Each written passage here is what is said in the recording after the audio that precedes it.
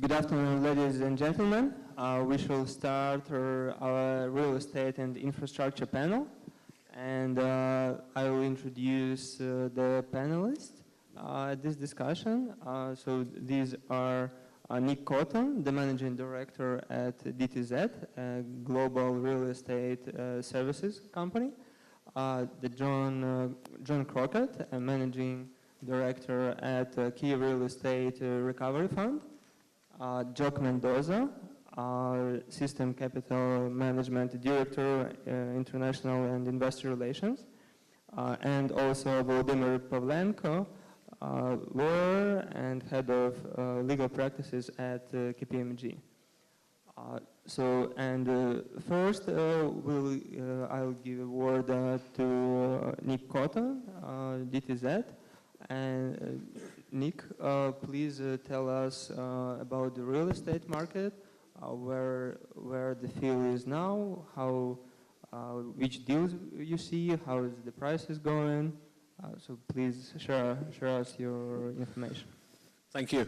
I'll try and keep this very high level and relatively short, because I think it'd be probably more productive if we can engage in some questions and answers, both within the panel and within the floor later on. The real estate market in Ukraine today is still very much Kiev-centric. DTZ are dealing mostly with commercial real estate.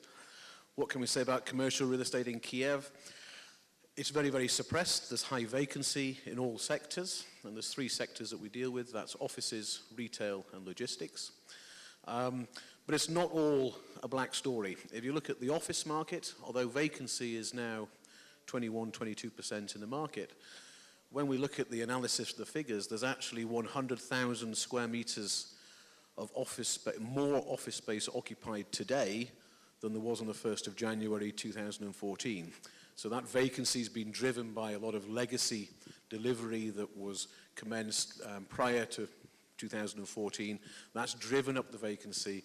There has been pressure, obviously, on rents through vacancy, but also through economic factors, and that's pushed down the rents. But in terms of the actual activity of business and offices in Kiev today, surprisingly, it's more than it was 2 years ago. And I think that really demonstrates the dynamic that remains in the market in Kiev in offices, and particularly in the IT sectors, pharmaceutical sector and agriculture. That's where we're seeing most of our activity now, and with a real weight towards IT development. Staying on offices, where else in Ukraine? Lviv is now extremely active in offices. We've been working on three speculatively commenced office developments in Lviv. And quite frankly, that's more than we're seeing today in Kiev. And a very, very, very strong IT sector in Lviv that is growing very, very quickly and taking a very, very proactive approach through the creation of the Lviv IT cluster towards the creation of a very vibrant market there. So in terms of the office market, we've got a lot of vacancy, rents are low, but I certainly, for one, see that there's a lot of opportunity there. Not so much today in terms of development in Kiev because of the high vacancy, but certainly there is opportunities for, let's say, the more speculative investors to come in and potentially acquire office space. I'll come on to the investment market in a moment. In terms of the logistics market, and obviously we're here talking about infrastructure, so logistics is very much part of the overall infrastructure process. The logistics market vacancy is about 11% or so not so high. It's been quite volatile. We've had vacancy down to 6% over the course of the last 2 years, but it's increased now back up to 11%. Rents are under huge downward pressure, and that's really been driven by the economic factors. In terms of logistics, there's very little speculative developments ongoing. However, some local developers are still building. And I think what's really the key sign that we see in the logistics market is that the stock is so underpriced. Rent levels are at such levels that you would not normally go and develop, but yet you can acquire now finished operating logistics products at materially less than replacement cost. And I think this is a very exciting opportunity for a number of investors and there are people out there now in the audience who are both from funds and advisors to funds. So in terms of logistics, I think the angle really is one of investment opportunity today. The retail market is very, very challenging, very, very difficult. When you look at it from a very high level, you see that occupancy is still very, very high. Most of, or a good deal of that occupancy, and particularly in the older schemes and the schemes that aren't as well positioned within their markets, has been driven by the landlords having to accommodate with massive rent cuts, many tenants on turnover rents only, huge capital contributions to fit out, and basically landlords doing all that they can to keep tenants in occupation almost at any cost. There are some success stories out there, both in Kyiv and the regions, but the retail market is extremely difficult. So what's happening in terms of actual development? The problems with development, at the moment there is effectively no bank finance at all. You can buy stock, good quality stock, particularly in offices and logistics at or below build cost. So there is no real driver for further development in these sectors, with the exception potentially of Lviv, where there isn't availability of quality stock. In terms of the investment market, we're certainly now seeing an increase in investment interest. And it ranges. We're seeing a lot of local enterprises who have accrued grivnas and are now looking to deploy those in the acquisitions of relatively small assets, typically small office buildings for their own occupation, but also logistics complexes that they can integrate into their whole production process or the whole business process. So it goes from the very locals and then up to the large scale. We've also now got Chinese investors who are looking at material assets. And these investors will be coming in both, if you like, at the corporate business level, looking at investing into manufacturing or the like, and then often tagging on to that an investment into real estate to diversify the entry into the market. Very early days, but some very, very real activity from those. As yet, although we had a lot of North American interest 6 to 9 months ago, that seems to have quietened down. European interest as yet remains pretty elusive. So we remain to see what's going to happen in those areas. So all in all, I think we've bottomed out. I think capital values are at historically low levels. Rental levels are at historically low levels. The opportunities are there. The availability of debt is going to be very important to attract certainly European investors, and that remains elusive. There's going to be reliance on such organizations as the IFC, the EBRD, IRC, to provide development finance where there is qualification for that, and it's going to be essential to make any speculative development or bespoke development even viable in the short to medium term. And I think that just about sums a high-level summary. Thank you, Nick. Then we'll ask John Crockett, Managing Director at KRER Real Estate Recovery Fund. Please share why you launched this fund, which benefits you see from the current market state, and how do you see investors coming into your fund? How is it going? So please tell us. Sure. We're a residential-only fund. We focus on small one-off apartments in the center of Kyiv. I guess Nick had a pretty good way of looking at what we do. We're Kyiv-centric only. We're not buying in Lviv or some of the other smaller cities. We buy, we renovate, and then we rent. We think it's an excellent market opportunity right now to do that, and we're finding a lot of value in the center. Kyiv-centric to us really means right in the center, around Zolotoy Vorota, the Golden Gate, maybe out to Pechersk, Lipki potentially, and Shevchenko. So we have pretty specific target. We have a pretty specific target market that we're looking at, and we're finding pretty good value here. One of the funny things about the residential market that a lot of you guys might not know or might not be fully aware of is the fact that there's no mortgages, there's very little, if any, property taxes, and generally low maintenance and carrying costs. So what does that mean? It means, a lot, even in the situation we have now here in Ukraine, which is obviously quite difficult, as everybody's aware of, that there's still not as many motivated sellers as you might think, particularly in the areas in the historical center of Kyiv, where we like to buy and we like to rent. Prices still have maintained their value and haven't dropped quite as much as they have in the perimeter or the peripheral part of the city. In terms of what we do, we try to buy at a decent value. We renovate, hopefully within $500, give or take a little less, a little more, depending on the renovation style we choose. And then we try to rent to diplomats and the expatriate community. That could be anybody from the embassies to NGOs to local corporates. But as everybody knows here, the corporations of the expat community in terms of the corporates has really abated a lot, and there's not as many of those guys left just because the business has slowed down. But where we do find some pretty good rental demand is in the diplomatic community.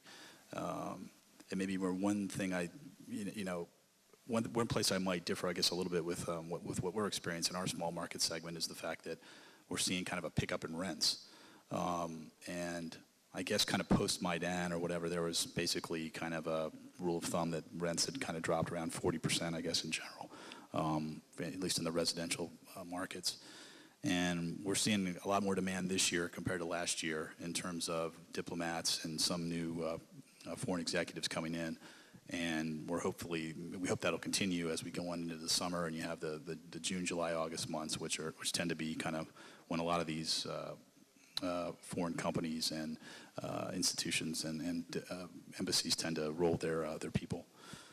In terms of what we do in our return hurdles, it's around 30% in terms of IRR.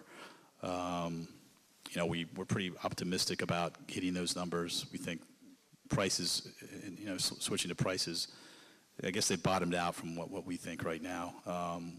We're kind of, if you go back historically, prices are down 60-70% depending on the location in the city from where they were pre-crisis. Pre-crisis, I mean, I guess the real crisis, not Maidan, but back in 2007, 2008, where you had some price levels here of up to 10, 12,000 per square meter in the very central areas and in Lipki. But now you're seeing a lot of property kind of be anywhere from, seems like when we look at brokers and when we look around the market in general and talk to our agents, it's anywhere from 2,000 to 2,500. We're trying to buy within that and get kind of one-off deals, which means we're slow and steady. But right now prices are kind of on average around 2,000. I'd say in the markets we target. And I guess in terms of rental, like I'm saying, rents are probably, I'd say probably come up 10-15% in the last 6 months. It's been sort of slower market in January, February, obviously, but we speak to a variety of brokers. They've said that things have gotten better. They're expecting a big summer. And that's kind of where we're at there. Let's see here right now. Renovation costs, I guess that's another thing where we try to kind of add value and save money, for lack of a better way to describe it. But we're, given the fall in the hryvnia and the labor situation here, obviously there's not as much construction that was going on before. And you can obviously save money renovating it, with the crews that are out there doing the construction and the renovation and the either on the building side or the one-off apartment side. There's a lot of people looking for work. So and with the fall in the hryvnia, that's makes us pretty cost competitive. In terms of financing, we're all equity financed right now. I think there's not a whole lot of lending or borrowing going on right now in Kyiv, as everybody's aware of. Banking sector is pretty tough. From what we understand, you could potentially borrow from certain banks here in hryvnia. There wouldn't really be any hard currency lending in dollars or euros, but you could potentially lend in, at a low kind of loan to value in the 20% kind of range, which to us is not attractive. So at this point, that market is pretty shut down for the most part. And obviously, if and when that comes back, that'll kind of show that the market's getting better and improved, and that prices will be rising. So I think that's all I have to say about residential. Thank you, John. I suggest as like real estate and infrastructure, those are like pretty different blocks. If anybody has like 1-2 questions to either Nick or John, please pose them. And if not, we move to the infrastructure panel, infrastructure discussion. Can anybody give a microphone to the lady?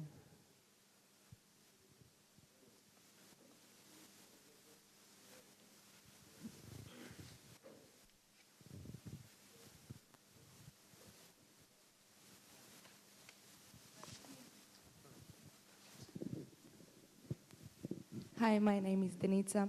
So my question is that last year the Chinese investors made around $50 billion investments for home overseas.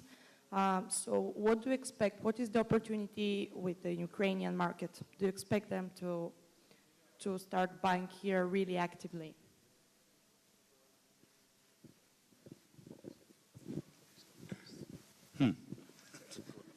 Tough question? Interesting question. I'm not that familiar. I mean, I know China, of course, but I would think that a lot of that money is going into the U.S. Obviously, California, the San Francisco market's way overvalued now. It's above pre-crisis. Vancouver and Canada, they're even entering Miami. They've done New York, London, of course, and I guess Paris and Vienna and cities like that to a lesser extent. I don't think I'll speak for myself. I haven't seen a lot of Chinese money flowing into property here. I mean, I want the market to recover, but right now we're happy to buy apartments at lower prices, so it wouldn't necessarily be a good thing for us. But if you're asking, are there bidders on the residential side out there that are coming in with Chinese money? Not yet, not that what I've seen, or what we've seen in general. And I have another question.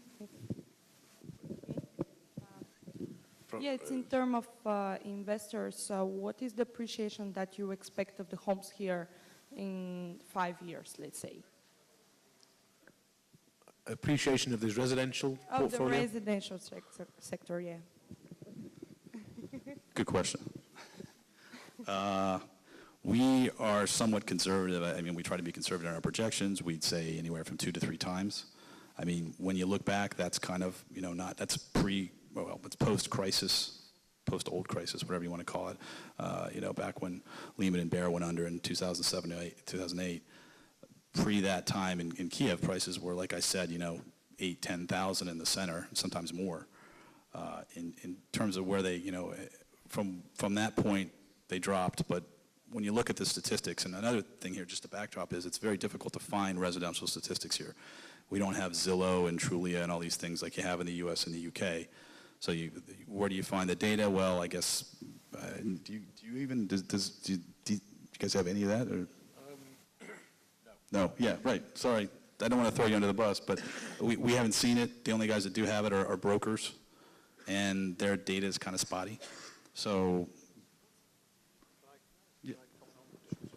In terms of the residential market, I mean, we deal with the residential market in that we're valuers for a lot of the development companies, and that's about as far as we get involved. We're not involved in transactions. But if I look at the residential market from, let's say, the perspective almost as a layman, when I look at other cities, whether it's, London is an exception, so is New York, but let's say you look at something like Amsterdam or Berlin, etc., you'll find that there's a huge variance between capital residential values in the city centre and those in the peripheral areas.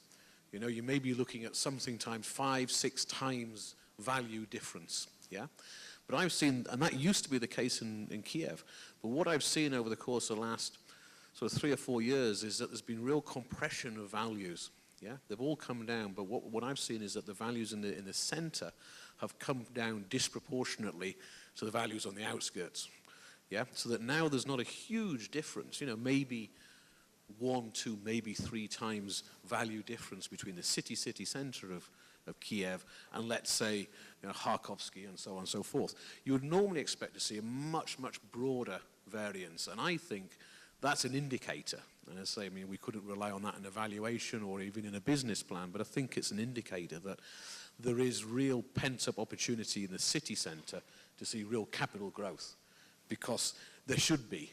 People will ultimately pay a material premium to be in the city centre to being in the outskirts, and that's not being reflected at the minute. So I think John's going to be a multi-millionaire before long.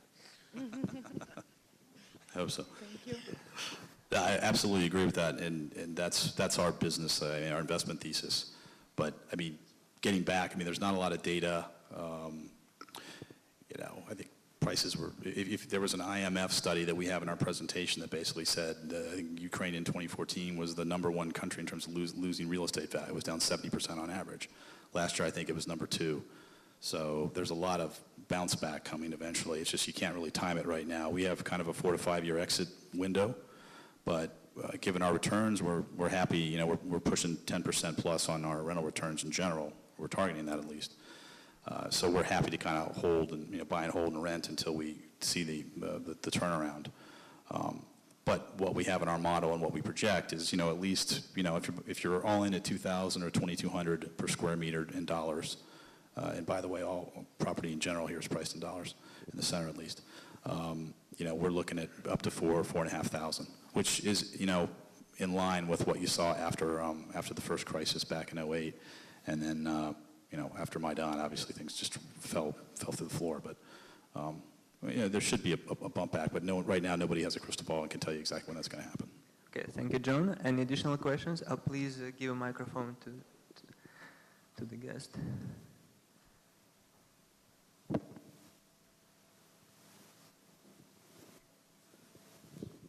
Hi, my name is James Cannon-Cook. I'm raising money from the UK at the moment. My outfit's called On-T Cap.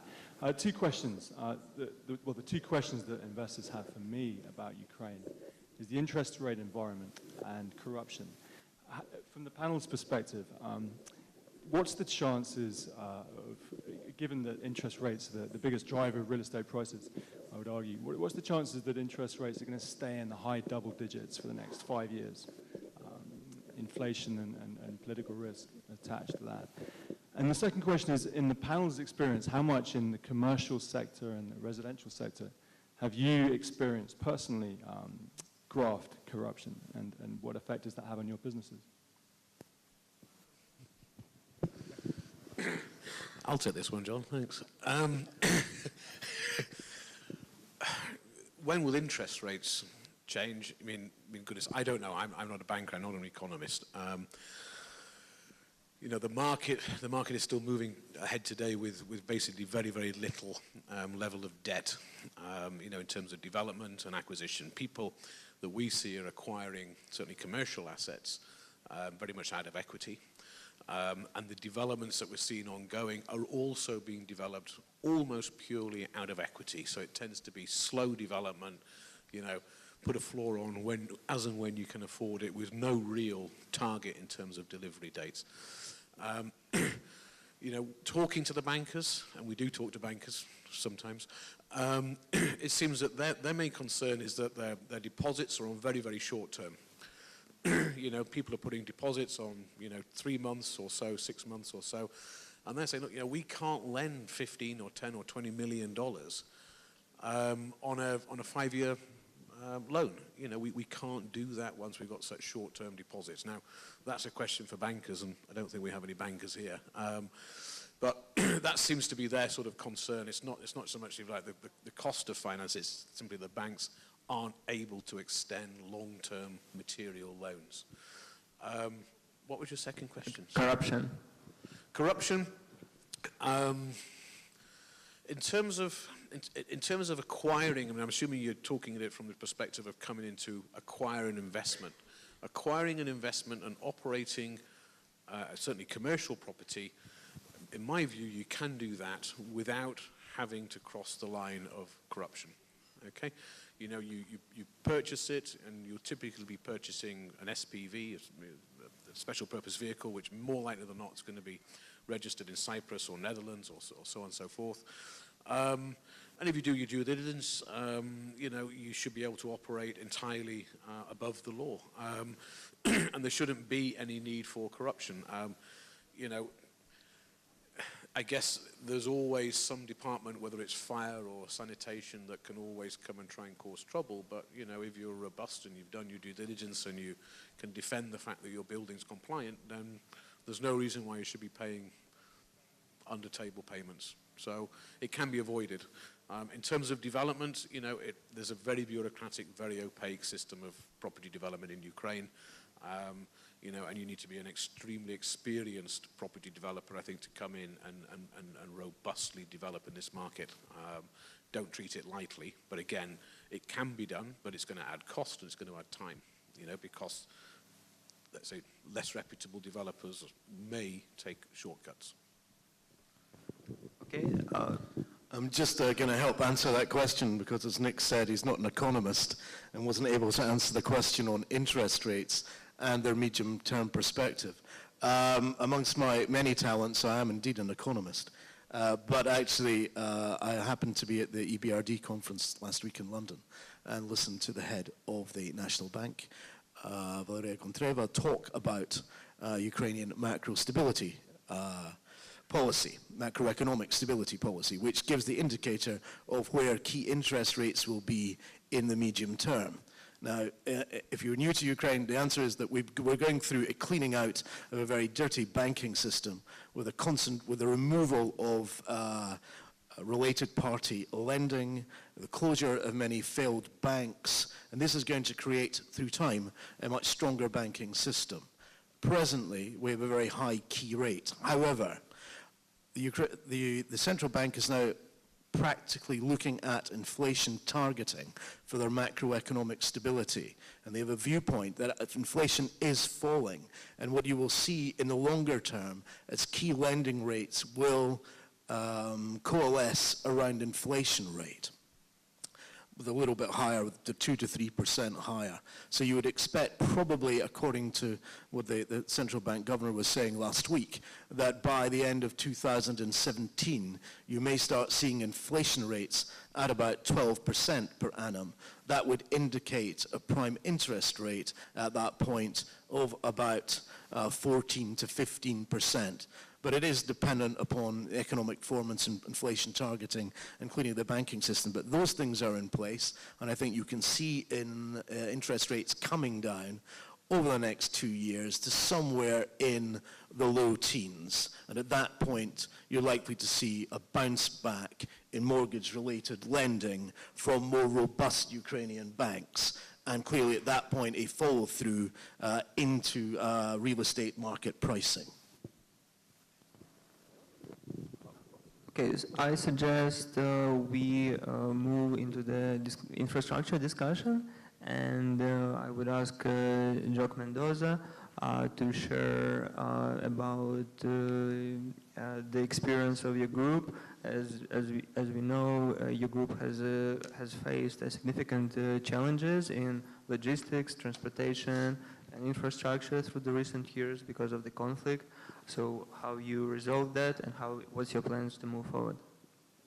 Thank you very much for the introduction. I'm going to talk today about infrastructure, but particularly about what business needs from infrastructure.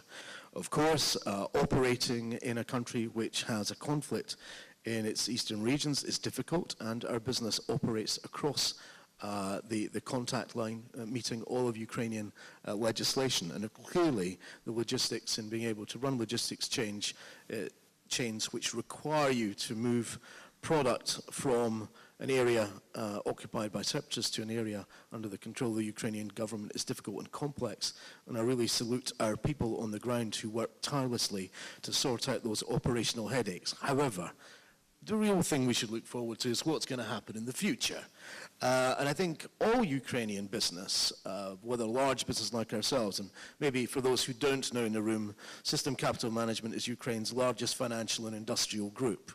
We own Ukraine's largest private sector business, which is Metinvest, which mines coal, mines iron ore, puts it together in blast furnaces, produces steel, and exports it worldwide. So a big logistical and transport need in that business. The other area is DTEC, our energy business, which is Ukraine's largest private sector energy business, where we mine coal, take it to power stations, convert that coal into energy, and then distribute it to Ukrainian customers, and also export energy, electrical energy, and coal internationally. And we're also in gas and in renewables. So I think from our point of view, what we're looking for in terms of infrastructure is reform in the transportation sector. And this means freeing up the marketplace from state intervention, from post-Soviet bureaucracy, and from government control. And this is an absolutely vital factor if Ukraine is to take up its position as an important player in global markets. And I think the transformation of infrastructures is absolutely a necessity for Ukraine's long-term economic future. Now, we're a big stakeholder in this, as I've said, from our businesses. 23% of all cargoes that flow through Ukrainian ports come from System Capital Management Group. We're also a major customer of Ukrainian railways because the way in which that cargo either gets to the Ukrainian port or is from the port to our business is through the rail infrastructure. So efficient and effective infrastructure is key to the success of our business and to the future economic livelihood of our 300,000 employees across the nation. I'm sure most of you in the room today are pretty familiar with the fact that Ukraine's infrastructure is by and large post-Soviet, largely old, degraded, inefficient, and is a serious drag on Ukraine's economic competitiveness. And in the future, if sectors like agriculture and natural resources are to grow, we need to expand the capacity and speed of the rail network, and particularly the port sector, to be able to overcome bottlenecks. Now, what needs to happen for that to take place? Well, at present, infrastructure is starved of investment. But to encourage investment to come into the country, we need to have a review of the current legislative and regulatory base, and we need to create a clear marketplace with a level playing field and a simple and robust regulatory environment which protects the interest of all stakeholders. And all stakeholders in this case are the government, who by and large own most of the infrastructure assets, particularly in rail and ports. The government owns Ukrainian railways, it owns Ukrainian ports and controls them. But now they're going to have to work in partnership in the future with investors. And investors' interests will need to be protected from regulatory abuse and from corruption. Indeed, customers of both the ports and rail need to be protected in terms of their interest, as indeed does society in terms of getting the return from investment in resources. So what we need to see is a set of regulatory frameworks that encourage investment. Now, as we're a big consignee of cargo, we're a bit concerned that there are attempts to discriminate against capital because of its origins. In other words, if you're a big provider of cargo, you shouldn't be investing in ports. This is a ludicrous idea. In Europe, the fact is that most major providers of cargo are, in some way, investors in infrastructure because it's essential for their business. So we, a big business, interested in cargo, and a major economic driver for Ukraine, we need to have equal access to the opportunity to invest in the port and rail sector. And we need that to be in place in order that we can invest safely alongside international partners who we know wish to come to Ukraine once that transparent regulatory environment exists. So it's not acceptable to have preferential rules. If we do have preferential rules, regrettably, we will reduce the pipeline for investment.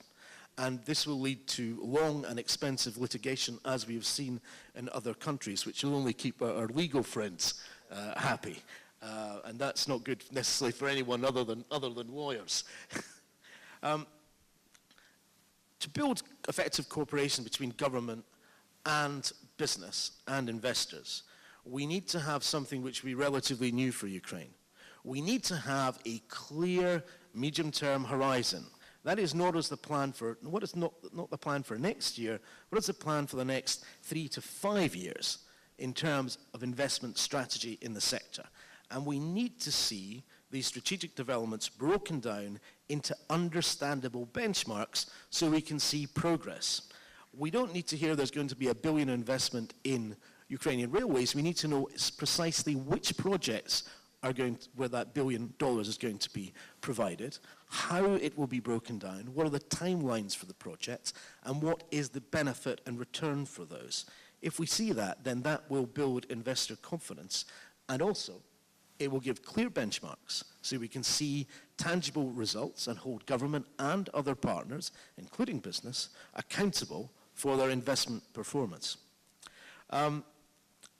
As to ports, what we need to see is a clear plan of denationalization of Ukrainian stevedoring companies to give broader access to Ukrainian ports and to encourage capital into the marketplace. We do need a robust law on port concessions. That's a fundamental building block of any infrastructure investment program. However, it's not the only criteria that's required. We need to understand also what is the objective that the government has in mind in terms of expanding port capacity that meets both demands of exporters and importers. And we need this action to take place quite quickly, but otherwise we're going to reach bottlenecks in terms of Ukraine's ability to export key products essential to the economy like steel or coal or iron ore or grain. Another area that requires a reform is transportation rates. These need to be pegged to a clear formula so to avoid political interference in terms of the setting of tariffs, which regrettably happens at present. And importantly, it's not about whether it's the port rate or the rate for freight transport on rail. To harmonize port and rail transportation tariffs to ensure that Ukrainian transportation costs are competitive with world markets.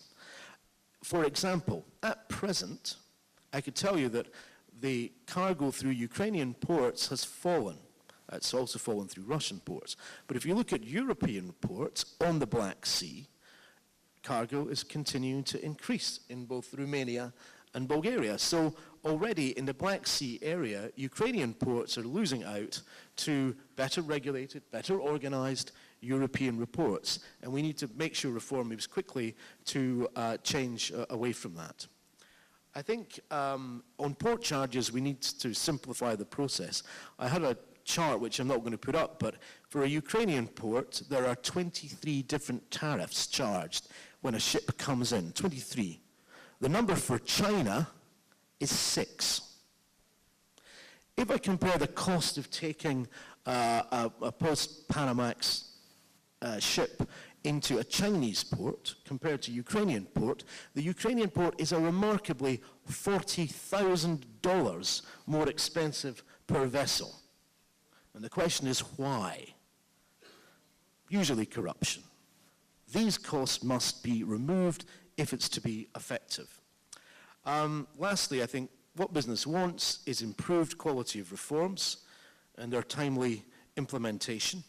We need the government to come up with investment opportunities that are real, that have the details in place, are backed by a regulatory environment, and then we will be ready to invest. If the government doesn't do that, what will happen is that Ukrainian state-owned ports will lose out, and investors like ourselves will move our cargo and our investments towards private terminals. So I think it is a matter of urgency that in the transport sector, both in rail and in port, that the government act now, or they will have a failed opportunity to be a partner in the revolution of Ukrainian infrastructure. I understand that the transport minister, who should have been here today but isn't, because I understand quite rightly he's with the Prime Minister in Odessa, looking at the problems close up, and that's good that they're doing that.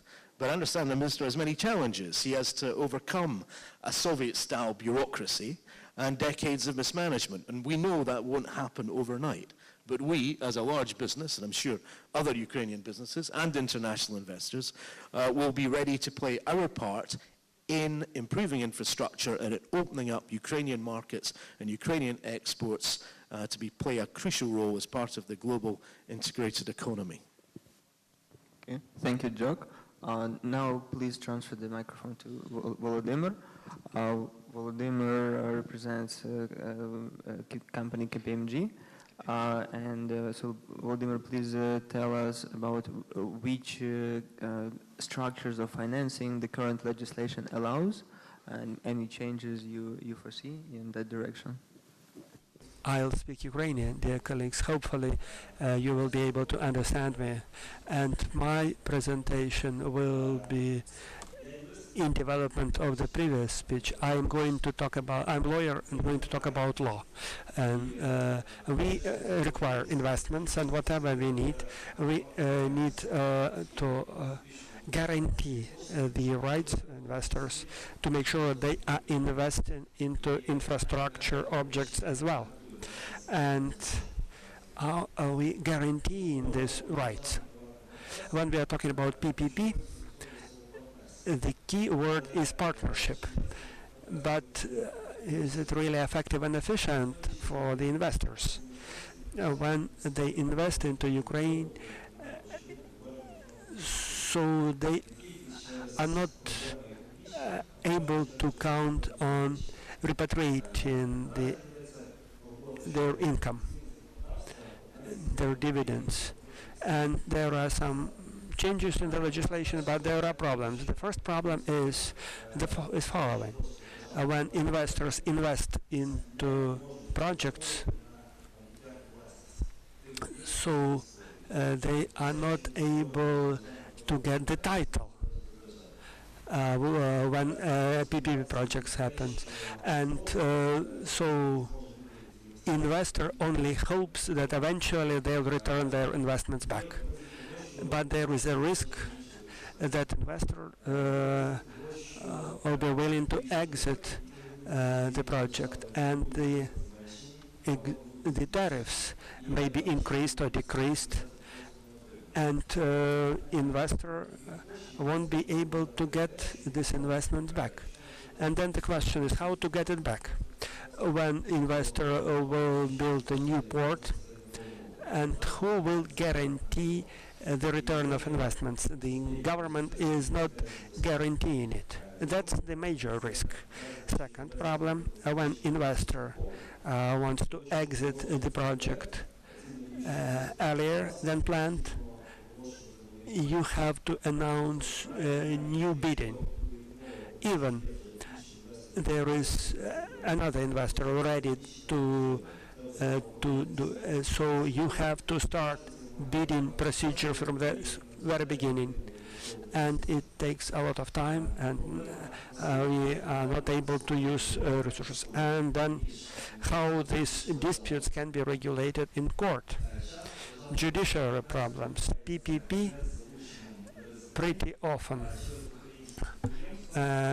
happens via Ukrainian entities, and beneficiaries of these entities are non-residents, and such disputes are not solved in the court of arbitrage but in the Ukrainian courts. But investors trust international arbitration more, and in case they are not able to do it, that's additional obstacle for investors. And one more, the disputes with respect to real estate only can be reviewed in Ukrainian courts. About real estate, it's not only about the title of the property, but it can be some lease agreement or whatever. And such very broad wording is actually makes it mission impossible to review it in the courts that are trusted by the investors. We need to allow this international arbitration procedure. We need to amend legislation, and some of the projects and drafts are finalized. Will the Parliament adopt these amendments or no? And we hope that business will continue active involvement, and eventually our legislation will be amended, and then partners in PPP will have same rights as the government and the state, and we will be able to attract investments despite all these economic problems and problems in the east of Ukraine. And hopefully these changes in the legislation will allow investors and the whole Ukraine to have better life. And I'll be happy to respond to your questions. Let's hope for the better. Thank you, Volodymyr. If anybody has a question, is it to Volodymyr or to Jock? Please.